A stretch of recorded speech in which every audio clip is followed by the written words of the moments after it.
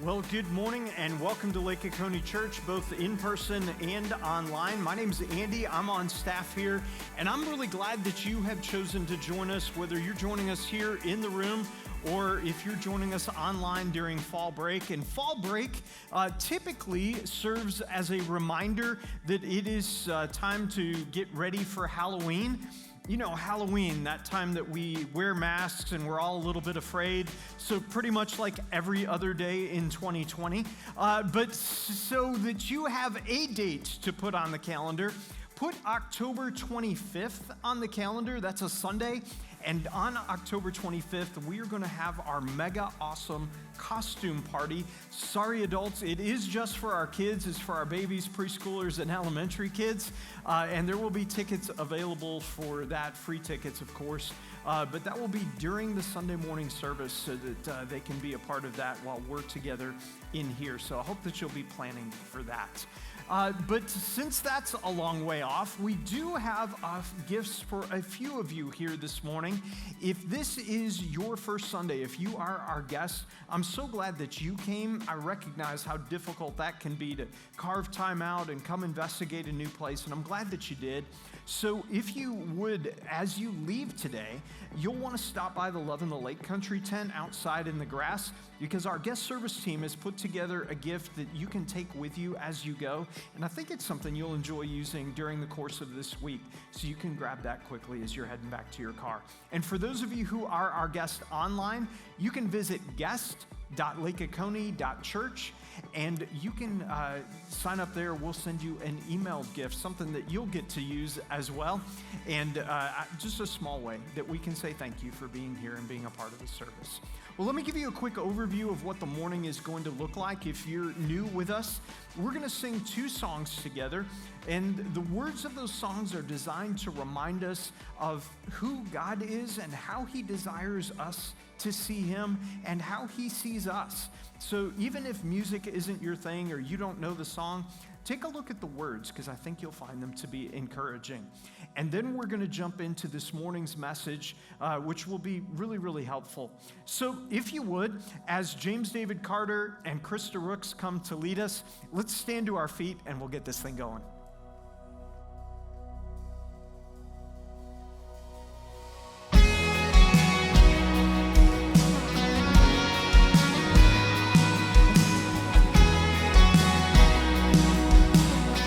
Sing together, here we go. Well, I count on one thing, the same God that never fails will not fail me now. You won't fail me now. And in the waiting, the same God who's never late is working all things out. You're working all things out.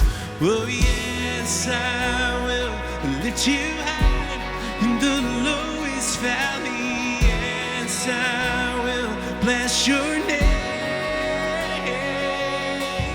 Yes, I will sing for joy when my heart is heavy all my days. Oh yes, I will.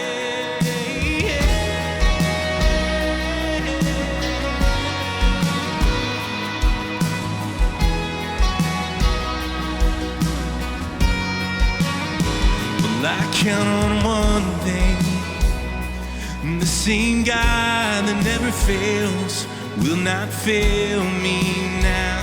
You won't fail me now. And in the waiting, the same God who's never late is working all things out. You're working all things out.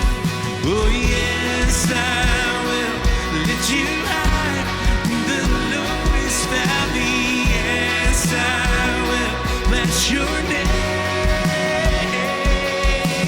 Yes, I will sing for joy when my heart is heavy all my days. Oh yes, I will for all my days. Yes, I will, and I choose to pray.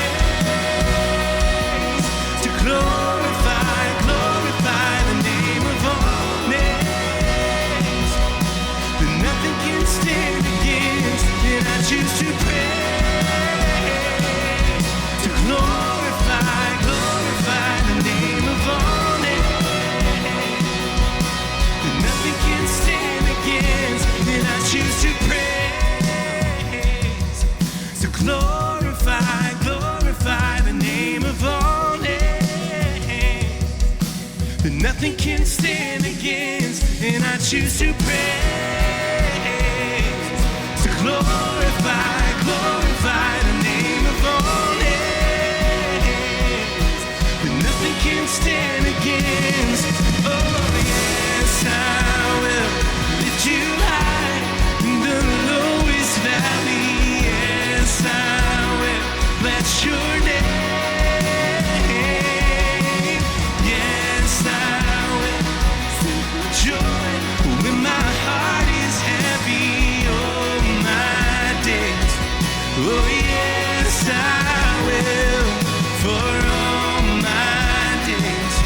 Oh, yes, I will all my days. Oh, yes, I will.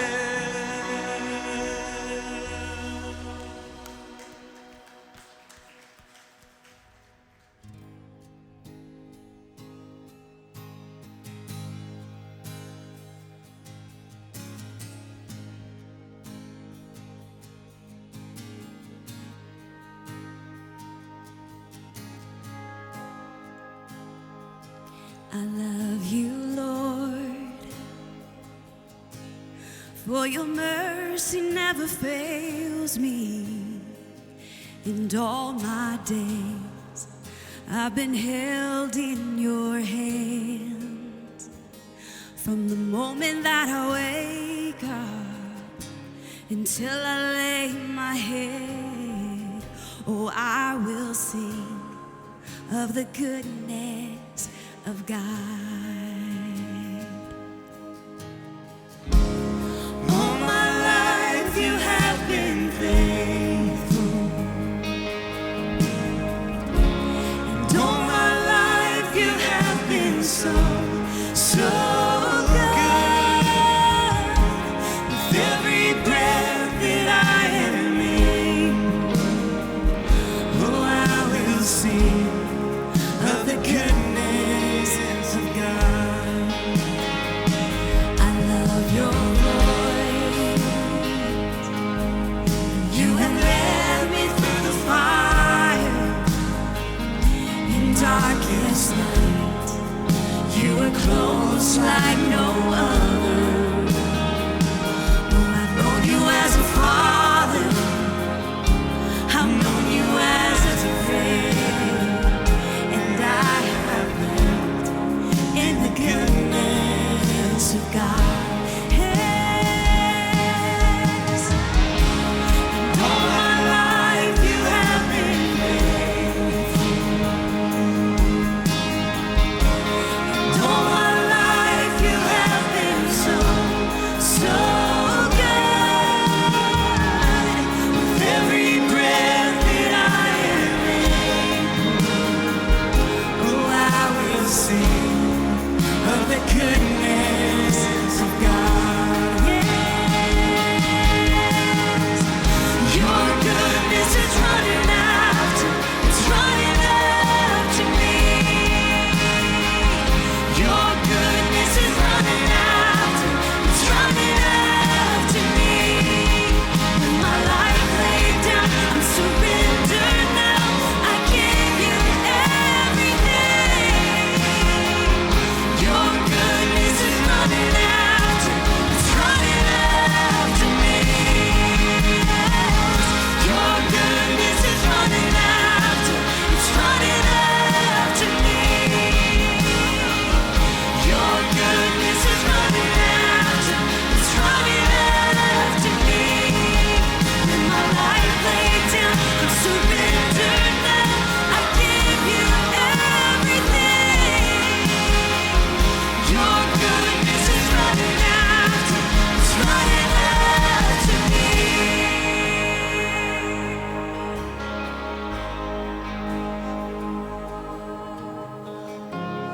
All my life you have been faithful, so faithful. And all my life you have been so good. With every breath that I am able, oh, I'm gonna sing of the goodness of God.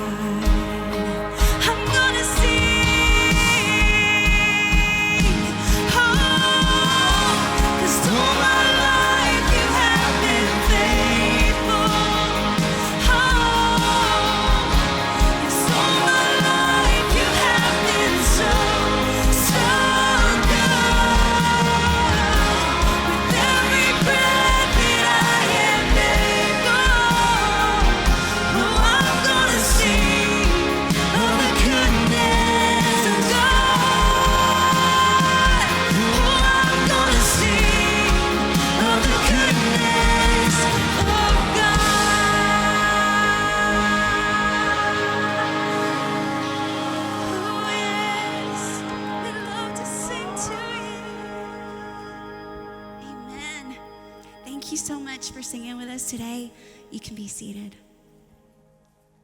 I'm so glad that that song doesn't say, all my life, things have been perfect. Instead, it says that in the fire, you've led me. And in the darkness, you're right there beside me. And for a lot of us as adults, we know that the longer that we've been alive, we've seen those difficult moments in our lives. And for many of us, we grapple with faith in those difficult times.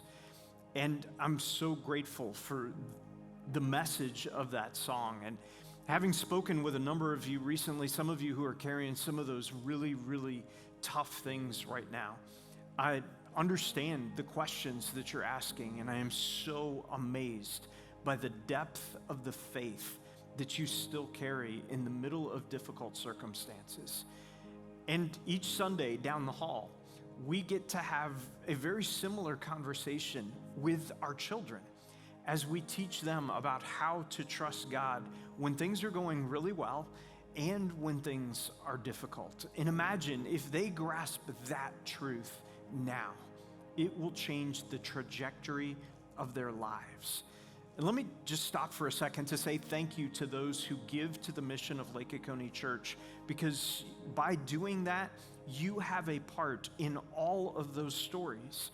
Whether you do that here in the room using the buckets that are beside all the exit doors, or whether you do that online through give.lakeoconee.church, however you choose to do that, thank you for making that a pattern, because you're investing in the next generation in addition to this one. And speaking of the next generation, we're right now in a series entitled Parenting in the 21st Century. And even if you're not a parent, if you have any influence at all in children who are coming up, grandchildren, nieces, nephews, what we'll learn this morning is so worth it. But around here, we work really hard to make our Sundays helpful and engaging. And our goal there is so that we want to be a part of the service and we learn something because we did. So we have a variety of speakers on Sunday mornings. Sometimes they're live on our stage and sometimes they're from a nearby campus. This morning, we're going to be hearing from Andy Stanley, and he is at North Point, and he'll be bringing us part 2 of this series. So before we get there, I want to pray for those who really are carrying some very, very heavy burdens today. God, thank you that your love extends to us, even in those moments where we don't understand what's going on. What's happening in our lives isn't something that we would even choose for an enemy. But in those moments, your love doesn't stop to us. And in the doubts and questions we may ask, you don't love us any less. God, thank you that you guide us through those difficult moments, that you shield us, that you hold us, that you protect us. And God, I pray for those who are walking through those times right now, for those who are grappling with their health, for those who are struggling in other ways, for those who, frankly, at this moment have no other path except to simply weep as they carry this tough thing. And God, I pray that you would remind them of the depth of your love, not only through the song that we sing, but as we learn a little bit more about your character and how it applies to those of us who have influence in the life of a child. God, I pray that we would steward that influence so incredibly wisely. And I pray these things in the name of Jesus. Amen. So here's something to help launch us into today's topic. I want you to think about this. Your parents' behavior, think about this. Your parents' behavior, not their advice, determined whether or not you would want to be like them or even with them when you were old enough to choose for yourself. Think about that. It was your parents' behavior, not their advice, not even their parenting skills, that determined whether or not you want to be like them or with them. It was how they behaved toward you. It was how they behaved toward each other. It was what they did. It wasn't what they required. Again, it was their behavior, not their parenting skills, that determined the trajectory of your relationship with your parents. So, and this should give us all a moment to pause, chances are your behavior not your advice will determine whether or not your children will want to be like you or whether or not they even like you. Your behavior will determine whether or not your children will want to be you or even be with you when they're old enough to decide for themselves. I mean, that's a little scary, isn't it? Similarly, in a similar way, your parents' behavior, think about this. Your parents' behavior determined how much respect you had or have for your parents.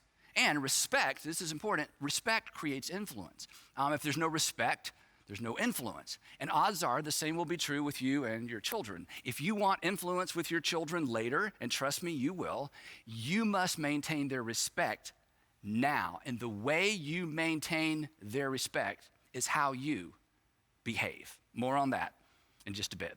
We are in part 2 of this series entitled Parenting in the 21st Century. So if you are a parent, if you're about to be a parent, you hope to be a parent, maybe you're helping another parent, or you're watching your own kids parent, this is for you. It's actually for anybody who feels the weight and the responsibility of equipping an infant, a child, a teenager, or a student for life. And those of us who are engaged really at any level in helping another human being grow up, recognize pretty quickly that just because we had a parent doesn't mean we know anything about being one. And just because we were a kid once doesn't mean we know anything about raising one, any more than having had a surgery once prepares you for surgery, right? Now, last week, we began by connecting what might be considered 2 very uncomfortable dots, the dots between marriage and parenting. We discussed the tension between what's real and what's ideal. Then we explored the way that Jesus navigated that tension. He never dumbed down the truth to make people feel better. He pointed to an ideal. He inspired people toward an ideal. But at the same time, he never turned down the grace when people fell short of the ideal. Oddly enough, the people who fell short of the ideal, they actually liked Jesus. They flocked to Jesus. They liked him even though they knew they were not really anything like him. And he liked them back. In fact, the only group Jesus didn't seem to like were those who held up the ideal but did nothing to help those who fell short of the ideal. In fact, on one occasion, a group of religious people came to Jesus and they said, Jesus, you hurt our feelings. You hurt our feelings. And Jesus wasn't having it. Here's what he said to them. He said, woe to you. You don't want to ever be on the other end of a woe to you from Jesus. He said, woe to you because you load people down with burdens they can hardly carry. And you yourselves will not lift one finger to help them. In other words, he was saying, you religious leaders, you weigh people down with the ideal, but you do nothing to help them navigate what's real, the realities of life. But Jesus was different.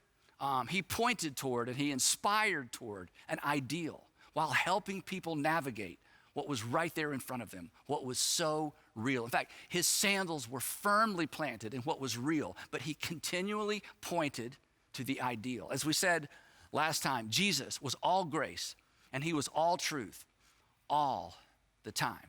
Now, if we're talking about parenting, and if you've read much of the Bible, you know that when it comes to good examples of family and when it comes to good examples of parenting, there are virtually none to be found in the Bible. In fact, when it comes to examples of real life family dysfunction, the Bible is actually your go-to source. It is full of family dysfunction. In fact, apparently even Jesus didn't get along with his own siblings. They thought he was crazy. They thought he was crazy until after the resurrection, and then there was like a collective, oh, well, that explains things. But in terms of learning anything about parenting, even from the story of Jesus isn't even helpful. But Jesus and the authors of the New Testament pointed the way forward for all of us, and specifically, I think, pointed the way forward for parents. And while Jesus never talked about parenting directly, he laid the foundation for New Testament parenting when he laid the foundation for New Testament behavior. Did I mention that your behavior will determine whether or not your children will want to be like you, with you, or even like you? Anyway, so Jesus laid the foundation for his followers' behavior when he issued his new covenant command. We talk about this all the time. He called it his new command. A new command I give you, he said, not to be added to the existing commands. His new command was designed to replace all the existing commands. As we've discussed before, the Apostle Paul referred to this all-encompassing new command as the law of Christ, which is to love others as Jesus loved us. Now, one of the things that we're fond of saying around here is that following Jesus will make your life better and it will make you better at life. And to the point of this series, following Jesus will make you a better parent, because at the core of being a Jesus follower is an ethic of others first, an ethic of selflessness. And nothing, let's face it, nothing services our self-centeredness and our selfishness quicker and fiercer than raising another human being. A human being that comes into the world with one agenda, the same agenda that we came into the world with, and it's this: what's in it for me, and I want my way. And if I can't get my way, I'm gonna get in your way and I'm gonna make your life miserable. So think about it. From day one, the stage is set for a clash of wills of epic proportion, a clash of wills that has the potential to bring out the worst in us, the fear in us, the insecurity in us, the anger in us, let's be honest, the ugly in us. In fact, the most shame I've ever felt as an adult is related to my self-centered, where did that come from responses to my own kids. So here's the thing. It is in the eventual conflict of wills associated with parenting that the core ethic and value system of Jesus, it actually becomes more relevant than ever, because insecurity and anger and fear, what are those? Those are all manifestations of self-preservation and reputation preservation on our part, both of which fuel the very behaviors that drive a wedge between us and our children. Behaviors that cause us to lose influence once they're old enough for us to have lost control. In fact, one of the reasons it is so much easier to know how other people should raise their kids is that their kids' behavior doesn't reflect poorly on us. Our kids' behavior points directly back to us. And our response, this is so important, our response says a great deal about who and what we are most concerned about. And when we get it right, when we are able to keep our ego and our pride in check, when we're able to respond out of concern for our kids rather than in response to how our kids' behavior reflects on us, our response has the potential to create not only teachable moments, but defining moments. And I'll give you an example. When I was in the 8th grade, and let me put this in embarrassing context. When I was in the 8th grade, which was 48 years ago, let that sink in for a moment. 48 years ago, I had a conversation with my dad that I still remember to this day. Now, I didn't realize it at the time, but this was a defining moment in terms of my understanding as a kid of where I stood in relationship to my father's desire to protect his reputation. Now, this is important. We should all protect our reputation. My dad was concerned about his reputation, as I am, as you are. Our reputations are important, but our children are important as well, right? These are both values. These are both things that we value. And in life, we're constantly prioritizing our values. And our children are watching, and they are experiencing how we prioritize our values and how we prioritize them. And one misguided response or one misguided remark has the power to undo a lot of affirmation. Anyway, so my dad is a pastor, and at the time, our church was located downtown Atlanta on Peachtree Street, 1 block north of the famous Fox Theater. But more importantly to this story, our church was located about 3 blocks east of the Varsity Restaurant. Now, for those of you who have never been to Atlanta, the Varsity Restaurant is the largest drive-in restaurant in the world. But not only did it have slots for cars, back in the day, it had what I will call eating rooms. I don't want to say dining rooms. There wasn't a lot of dining going on at the Varsity. These eating rooms were basically full of plastic chairs all in a row attached to plastic little tables. Think, 5th grader desk. And they're all facing in the same direction toward a television hanging from the ceiling. Now, the Varsity was within walking distance of our church. So right after Sunday school, my best friend Louis Giglio and I would slip out the back, head out to the Varsity, order some food, find an empty eating room because most of them were empty on Sunday mornings. And then one of us would risk our lives standing up on the table attached to the chair to manually change the channel of the television to our church worship service, which was broadcast live on Channel 5. And then we would sit and talk and eat and pay just enough attention to the sermon to be able to comment on it intelligently on the ride home with our parents.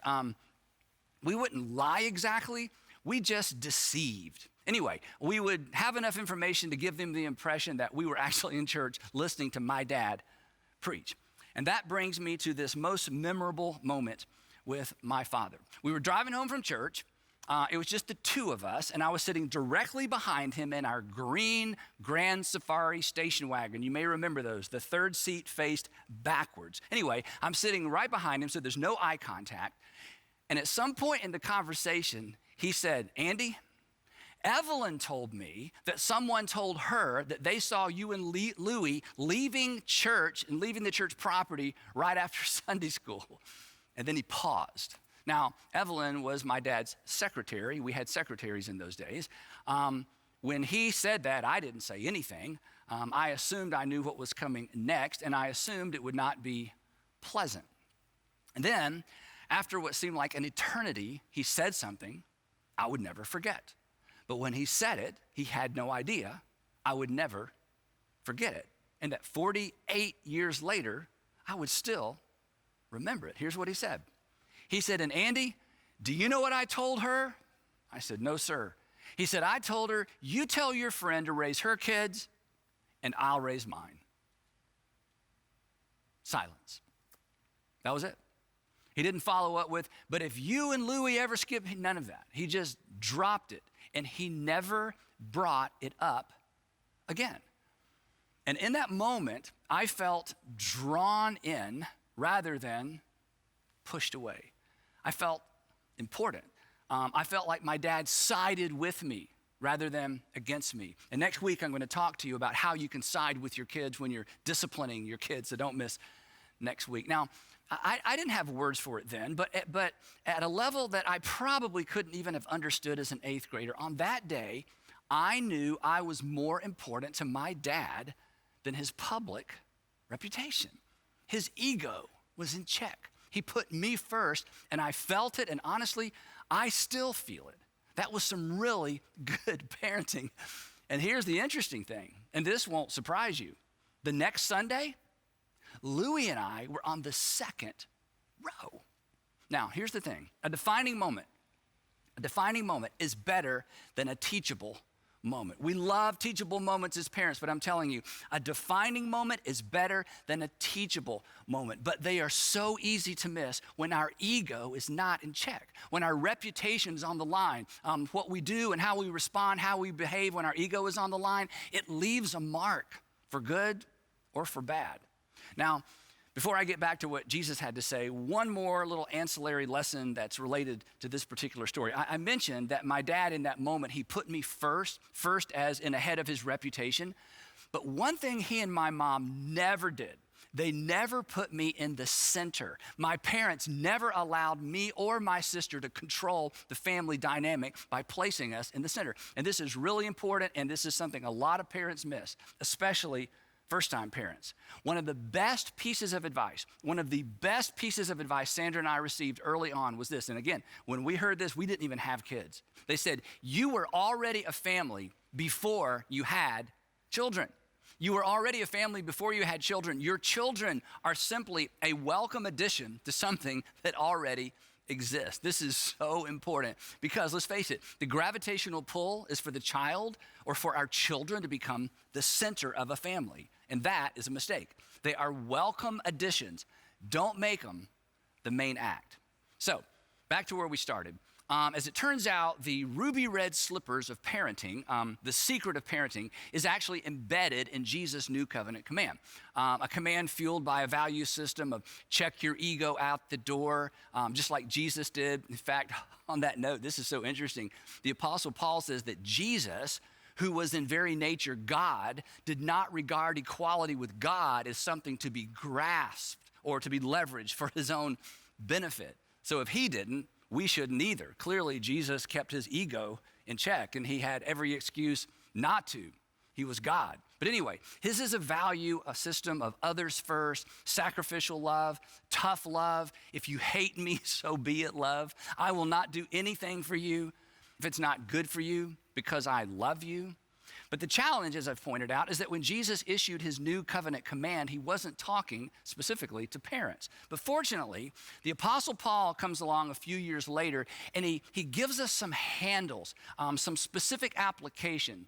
Basically, his message was this: here's what the Jesus brand of love looks like in the real world, in real relationships. Here's how love behaves. Here's how love behaves under pressure. Here's how love behaves at home. Here's how love behaves when you're raising your children. Paul supplies his readers, he supplies us with handles in all of his letters. In fact, all of his one another statements that you'll find scattered around his letters: forgive one another, encourage one another, carry one another's burdens, submit to one another. These are all simply applications of Jesus' new covenant command. But his most famous explanation of what the Jesus brand of love looks like and how it behaves is also, I think, his most instructive for parents. His most detailed description of what the Jesus brand of love looks like and acts like is found in his first letter to Christians living in Corinth, which is located in Greece. So for the remainder of our time today, we're going to focus our attention on just 3 words from 1 Corinthians. 3 words that summarize one facet of how love behaves and how love should behave at home. So here it is. You're familiar with this. Paul writes, love is. Love is. And again, this is not just any kind of love. This is the Jesus brand of love. This is the brand of love demonstrated by Jesus and the brand of love that Jesus' followers are commanded to follow. Even his parent followers, even his step-parent followers. I mean, after all, you love your son, right? You love your daughter. Paul says love is patient. Patient. Why did he have to start there, right?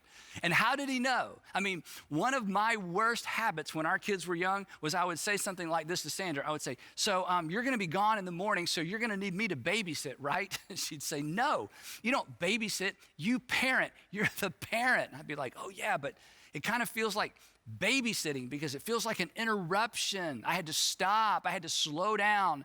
I had to move at someone else's pace.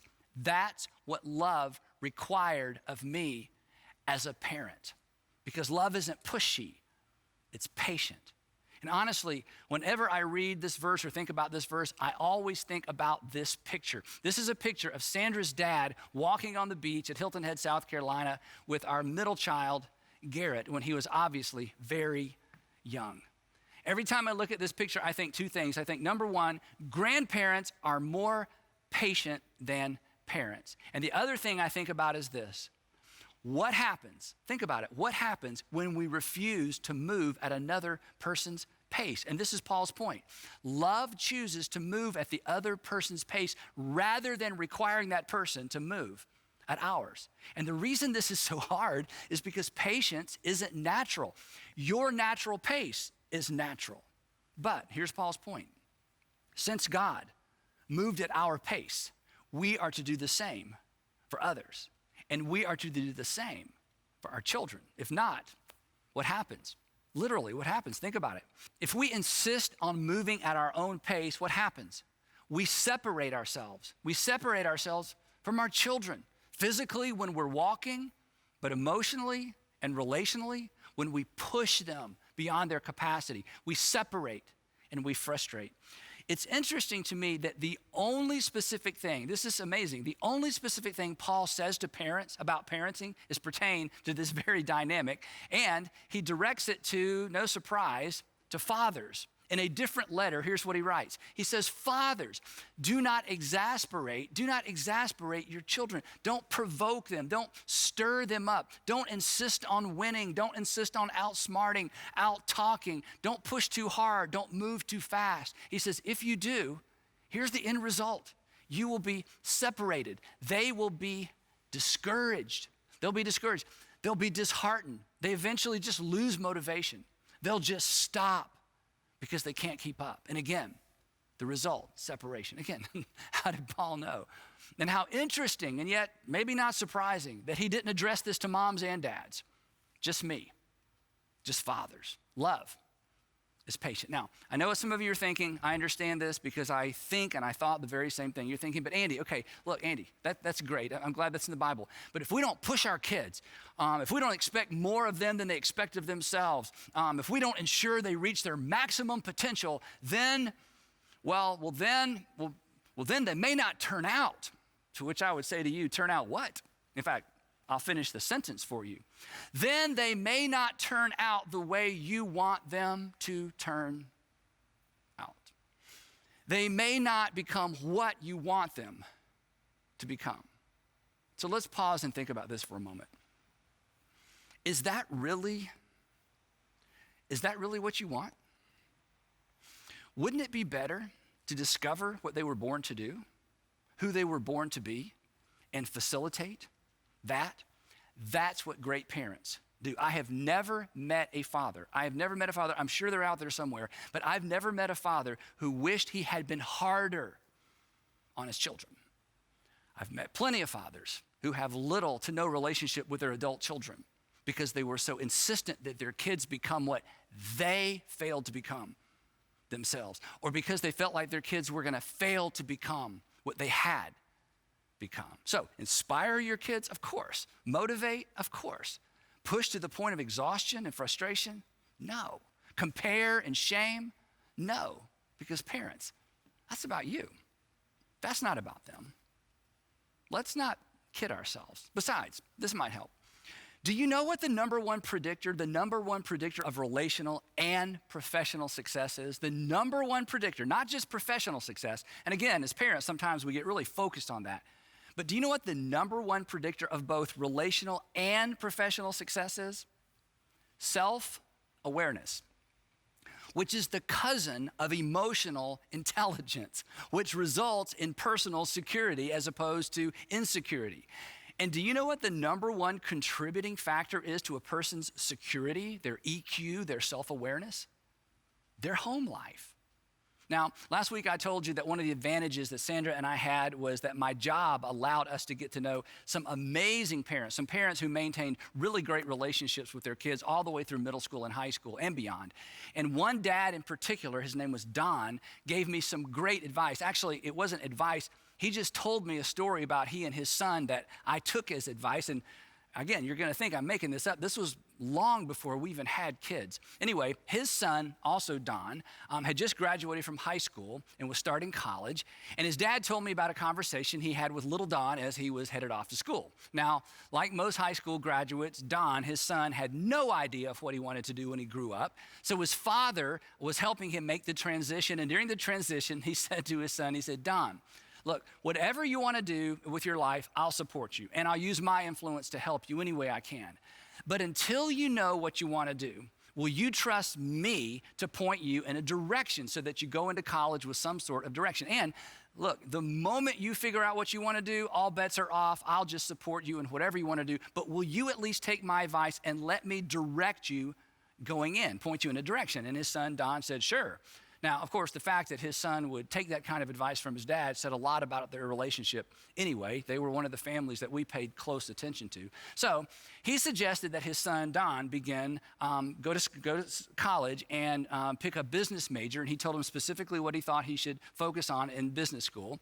And he said, you should go into business school with the goal of going to law school based on Don's aptitude and his personality, but not necessarily his interest at the time. So that's what his son did.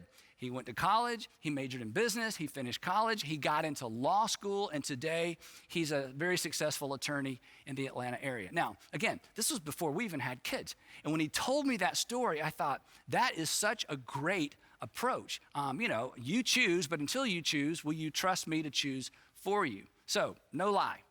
20 years later, my oldest son, Andrew, is headed off to college with no idea of what he wants to do and little idea of what he wants to major in. So I gave him Don's speech. I said, Andrew, will you allow me to point you in a direction until you know what you want to do? And he said, sure. And I suggested he get a finance degree based on, again, his aptitude, but not necessarily his interest at the time. I just felt like that would set him up for a variety of opportunities later on. And I assured him, hey, if you change your mind after your freshman year or you change your mind midstream, no problem. I just want you to go in with a direction in mind. So that's exactly what he did. He stuck with it. He graduated with a finance degree, and right out of college, he landed a great job.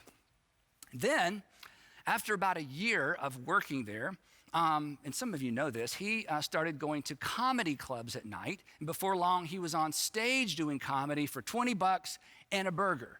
And then, after a couple of years of that, we had the talk. Not that talk. We'd already had that talk. We had the talk where he said, Dad, I really like my job, but I want to quit my job and do stand-up comedy full time. And I said, Andrew, I did not pay out-of-state tuition for 4 years so you could just throw it all away on some harebrained idea that isn't going to pay the bills. Besides, what are people going to think when they find out that my son... No, I didn't do that. Because my responsibility as his father isn't to decide what he does with his life. My responsibility is to put my weight behind what he decides to do with his life. It's his life. Besides, that was the deal. And honestly, it was pretty easy for me and Sandra because that's the way we'd been parenting all along. It's what we saw other great parents do. But maybe more importantly than that, that was really the way that both of us were parented. If I heard it once, I heard it 1,000 times from my dad. Andy, all I expect from you is that you do your best. All I expect is that you do your best. And did I always do my best? No. But I do now. Love is patient. Love is patient. Love is not pushy. Love does not exasperate. Love doesn't drive a wedge. Love doesn't allow ego and reputation to dictate the tone or the pace of the relationship. Love picks up on someone else's natural pace and rhythm and adjusts their pace and rhythm accordingly. And love, because of patience, maintains influence all along the way. Love is patient. So, a couple of questions as we wrap up today's episode. Who feels rushed by you? Who feels unnecessary, maybe even unhealthy pressure when you walk into their room, when you walk through the front door? Who are you driving away in your effort to bring out their best? And what would it look like? You don't have to commit to this, just think about it. What would it look like? What would it require from you to adjust your pace to theirs? And I know for somebody watching today that scares you to death. But let me tell you what you should fear more: losing a relationship with your child now or your child later. What would it take? What would it look like to adjust your pace to theirs? That's what love, that's what the Jesus brand of love requires of you. It requires us to tame our pride. It requires us to protect our children rather than always trying to protect our reputations. And then there's this. If you live long enough, you're going to slow down. You're going to need those around you to adjust their pace to your new pace. It will require patience from those that you love the most and those that you hope love you most. So I hope you raise patient children, children who've seen what it looks like to adjust their pace to the pace of those they love. Just something to think about.